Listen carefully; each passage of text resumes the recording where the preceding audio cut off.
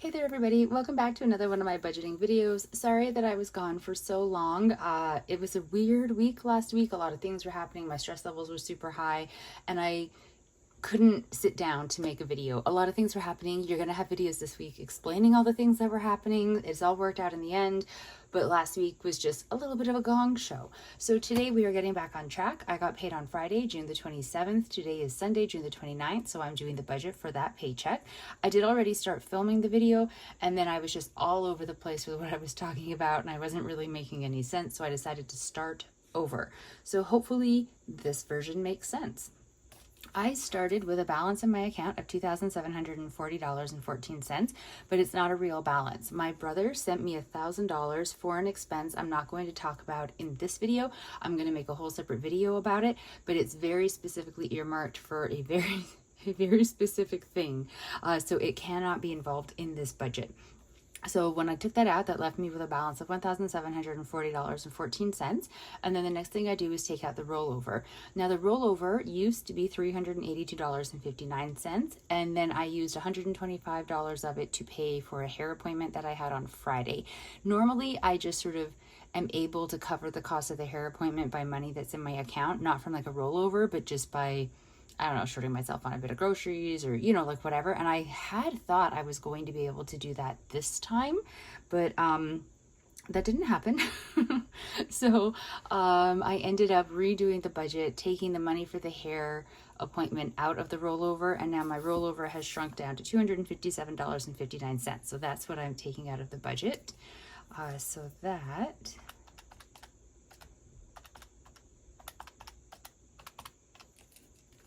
is leaving me with $1,482.55. The next thing I'm taking out is $650 for half of rent.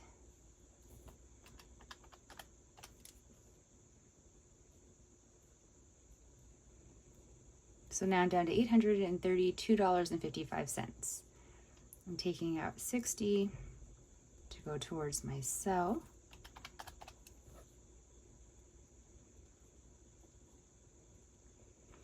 And then my Neo card, I owe $14.59. It's nice to have that back down to its normal amount.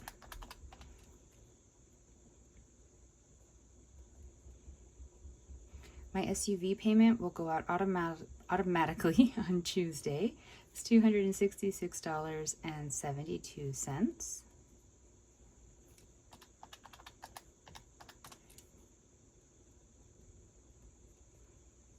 So that's bringing me down to $491.24. Stryker has money sitting in my account. He has $63.12.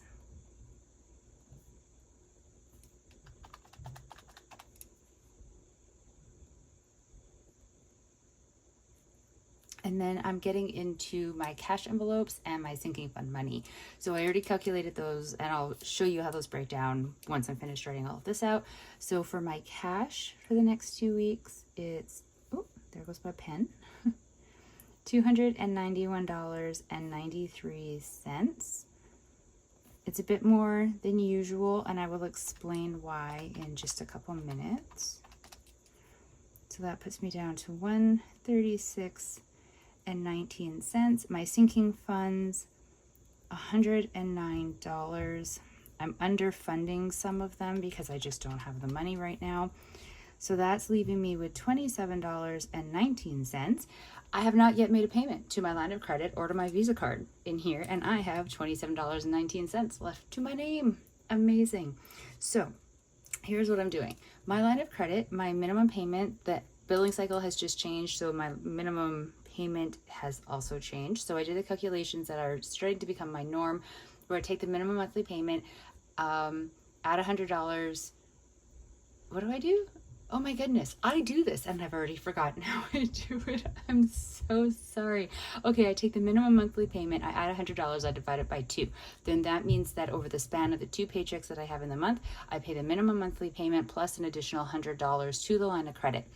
It is not the speed in which I want to be paying off the line of credit. I was doing before, paying the minimum amount, like the minimum monthly payment, both paychecks. So I was paying double the minimum monthly amount due every single month. I cannot afford to do that right now. And so I found that this method, it works fairly well for me in the sense that it means per paycheck, I'm paying a lower amount, but over the span of the month, I'm still at least putting $100 extra onto it. It did not happen last month because the date of the line of credit being due for June was very early in the month. So it was going to be before my second paycheck was even going to hit my bank account. So what I did there was I just paid the full monthly, the minimum monthly payment, which was $333.24. And then once I had done all of that, I found $30 additional that I could put towards the line of credit. So at least I paid a little bit extra, which is, I think, my worst month for paying off my line of credit since I really started focusing on it. But I mean, I can't control the dates. For whatever reason, the billing cycle of the line of credit and a Visa card, of anything like that, they never just stay the same. They're never the end of the month. It fluctuates, and it fluctuated very unfortunately for me in June. And like I said, it was due, did I write it down? It was due on the 23rd, and I didn't get paid until the 22nd. I can't fix that. So I did what I could, and I'm just going to have to be okay with that. But it does mean that my understanding, anyways, of the billing cycles is that this payment is going on to July's statement for my line of credit. So I recalculated because, of course, my minimum monthly payment has lowered for the line of credit. So for this one, even though I'm doing it in June, it's counting towards July. I'm paying $212.12.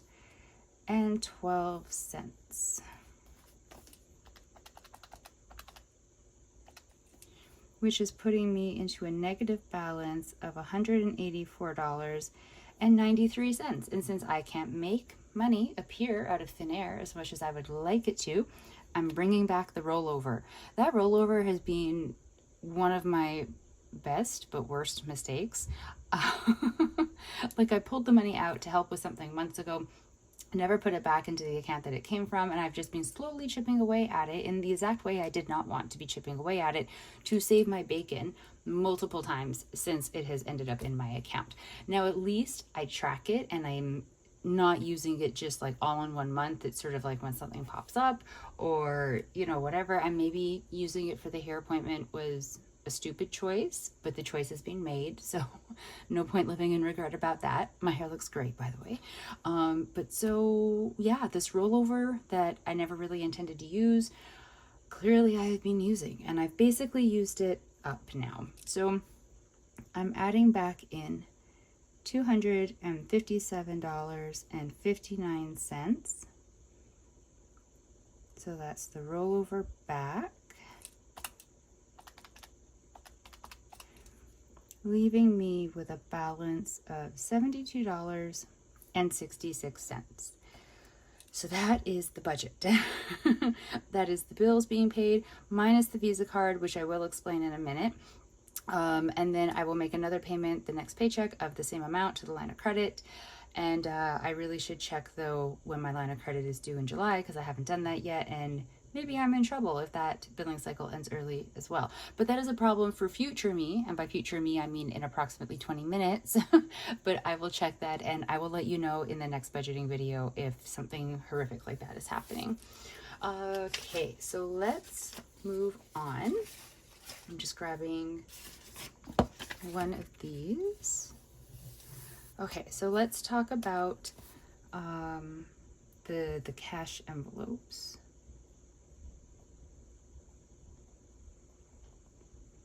Okay, I haven't filmed my updated video for my digital cash envelopes yet, so some of what I'm going to be writing here is going to cross over with what I talk about in that video for explanations. I promise I'm not trying to feed you from one video to the other. I'm just grateful if you watch anything.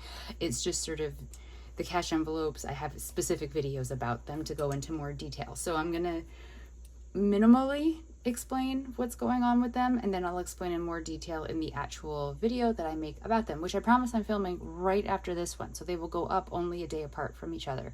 Well, 2 days, because I try to stagger. But anyways, rambling. So my digital cash envelopes are Striker. If you're new, he is my cat. Grocery, which is really grocery slash household, is just too much to write. Miscellaneous, fun, physio, and transpo. So Striker usually gets $30. He has plenty of money though. So the money that I put in his digital cash envelope is not used towards things like medical stuff, like vet bills or anything like that. It's for food, litter, toys. I'm going to be buying him a new crate, like things like that. So it's his necessities, his daily needs, as well as wants. Although I wouldn't say that he thinks he wants a crate. I want a crate for him. But he's got the digital money, which was what, $63 and change sitting in my account right now. Plus this is going to be added onto it. And then he actually has physical cash. So he is, I think, the best part of my budget. He's so well funded. Groceries are getting $114.68. I know it's a weird amount, just roll with it. Miscellaneous is getting $30. Fun is getting $60. Physio is getting $47.25. Again, I know it's a weird number compared to what I usually give that category, but we're just gonna roll with it. Transportation, $20. So that means $20 plus $114.68 plus $30 plus $60 plus $47.25 plus $20, $291.93, which is where that came from right there. And trying to get the next page.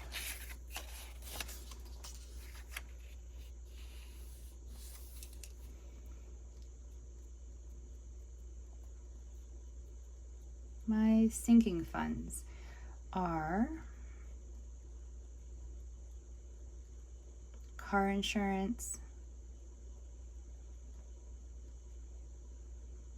tenant insurance, tech, travel, dragon boat, presents, and emergency fund. My car insurance has changed. So it was due, well, technically July 2nd, but I paid it last week. So I recalculated because car insurance, I save up as best as I can every paycheck. So then when the car insurance is due, I put it onto the credit card to get the points, and then I pay off the credit card immediately. But car insurance changes every year. So it always goes up by a little bit. So I'm always guessing a little bit. So whatever like the current year bill is, I take that and then I save for that plus like a little extra if possible. So my car insurance for the year is $1,810. So I recalculated starting with today's paycheck because of course I get paid bi-weekly. So within a year span, that's 26 paychecks, and my car insurance will be due again in a year. So here, I'll show you. So $1,810 divided by 26 is $69.62 because of rounding per paycheck gets put away will save me $1,810 by this time next year. So I've rounded up only by a little bit. So it's just to make it easier for me with the math. So my car insurance that I'm putting away every paycheck now is $70. I really should try to bump it up even to something like 73, just to be saving that, like I said, that little bit extra so that however much my car insurance has increased by next year, I have it. And I may do that, but for this one, I sort of wasn't thinking. I just rounded it up to 70 to make it an easier number for me, and I'm not willing to undo all the math. So you may see that change again, and if it does, I'll explain it again, up to, like I said, 73, maybe 75, just so that I do have extra put aside. But for right now, 70. My tenant insurance, $14. Tech, $15. And this is where I'm underfunding things. I'm not putting anything into travel, dragon boating, or presents. And that's all, I'm very aware, going to come back to bite me in the ass. Because in November, I'm traveling to Edmonton I can't get time off over Christmas. So I'm doing what I did last year, and I'm going to Edmonton in November to have time with my family, at least kind of close to Christmas. But then I realized, I looked at a calendar and December and Boxing Day are stats, and so I get them off, and then they feed right into a weekend somewhere. I can't quite remember, and I don't have a calendar right in front of me. So I asked my mom, like, what would you think about if I came at the end of the workday on like the 24th, flew in, just had Christmas and Boxing Day and a bit of like the day after, and then came back? Like, would that be utterly insane? It would be insane. And my mom is the most rational human being I have ever known in my life. I was 1,000,000% sure that she was going to be like, that is ludicrous. Do not do that. That's so much money being spent for the shortest trip possible. It is absolute insanity. And instead she was like, yes, 100% do it. Yes, yes, yes. So I'm going to have to magically find the money to pay for a trip to Edmonton, a flight, which is way more expensive than the road trip, in November, and then again in December. And in December, that's like peak travel days. It's going to cost me a fortune. I'm going to have to sell an organ of some kind. Like, if you know a black market hookup so I can sell a kidney, let me know.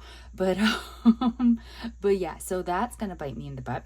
Dragon boating will as well, because I'm going to Harrison in July to race, and I'm staying overnight, and the only accommodation we could get is stupid expensive. So there's the cost for like my cut of the hotel room, and then of course gas for getting there, and then expenses while there, which I will try to really like cut down, but usually it involves like food, because you have to eat on race days, go figure. But I have decided to only stay the one night. So I go on the Friday, I'm back on the Saturday, like back home on the Saturday. So I'm going to try to do it as cheap as humanly possible. I'm wondering if maybe, would it be really weird, do you think, if I made some sandwiches and took them in a cooler to have on the Saturday? Like, they would survive if I made them on the Friday, right? I don't know. I don't know. I don't know. I need to figure that out. But I don't know where that money's coming from, but it's going to have to come from somewhere. I kind of wish we were like the States where I could sell my blood. Sorry, I get sarcastically humored when I'm nervous about things, and I'm nervous about these right now. The present fund, I didn't put anything into it. That'll come back to bite me when I start Christmas shopping for people and I'm having to use the credit card. But for right now, there's just nothing I can do. It just, I had to cut money from somewhere. The emergency fund, however, while I have cut it, oh, that's not what I meant to write. While I have like not contributed to it in the past, in an attempt to save money, and I do not disagree with that strategy back then. I did what I had to do. I made the decisions I had to make. I'm putting money in it now just because there's a lot of things happening in life, and emergency funds are very important. All of the balancing, all of the budgeting gurus go on and on and on about your emergency fund. And I know it's not big enough yet to count as like a fully funded emergency fund, because you're supposed to have 6 months worth of like your bills and expenses and whatnot saved away. And I do not have that at all, but I'm never going to get there if I don't keep trying to contribute to it, even if it's a tiny amount. I get locked in the mindset of, it's only $10. What does it even count? I shouldn't even bother. Leave it into the rest of the budget so I can put it towards something else. But the $10, the small amounts, they really do add up every now and then, and I need to remember that. I'm not trying to lecture you, I'm lecturing myself while making the video. So I'm putting $10 in. So 70 plus 14 plus 15 plus 10. You really can't see my ones when I write them too close to the dollar sign. So $109 sinking funds, so that's where that amount came from. So there is the budget. Let me kind of bookmark it a little bit. So that's like the actual budget, leaving me with $72.66. And then here are the cash envelopes. Here are the sinking funds. I'm not putting anything onto the Visa card. There is a balance on the Visa card, because of course I had the car insurance went onto the Visa card, but I have a car insurance sinking fund, as you all know, because I already chatted away about it. So I will be pulling the money. I have the full amount needed for the car insurance, the $1,810 saved away. So I'm going to be yanking that out and putting that onto the credit card.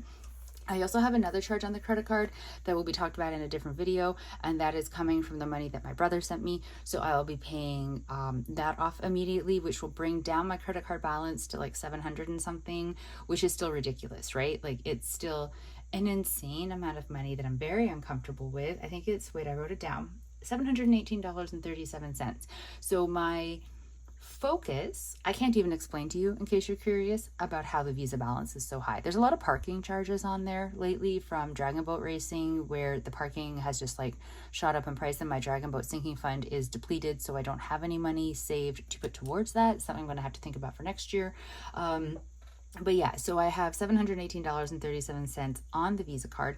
I am not happy about that. So what my goal, what I had hoped to do this month, was to pay off the credit card, or at least make a really big dent in it. I'm not doing that. Clearly, I'm not doing that. Look at my budget. But what I am going to be doing moving forward, once I actually take a look at where my, what is it called? The billing cycle ends in July for the line of credit, to make sure that I'm not messing something up and not going to be even making the minimum monthly payment towards that, is I'm going to have to shift my focus for a little bit from paying off the line of credit to still paying it. I'm not ignoring it. I'm just going to be paying it slower and really focusing on making as big of payments as I possibly can to the Visa card to get that balance down. It's going to take me months because of my earnings, and it's just sort of what life is, and I'm going to have to deal with that, and it's going to suck because I really like making big, like payoffs onto the line of credit and having that number really change quite a bit. And but I use the credit card, so it's on me. I have to fix it. And yeah, I really just need to get that down. So my shift for my debt payment is going to have to be a little bit different going forward for at least a couple months or so while I take care of that. But yeah, okay, I think I'm done. I think this is it. So my June 27th paycheck, this is how it is all balanced. All the bills are paid by some kind of a miracle. That rollover, I'm very sad that I've used all but $72.66 of it.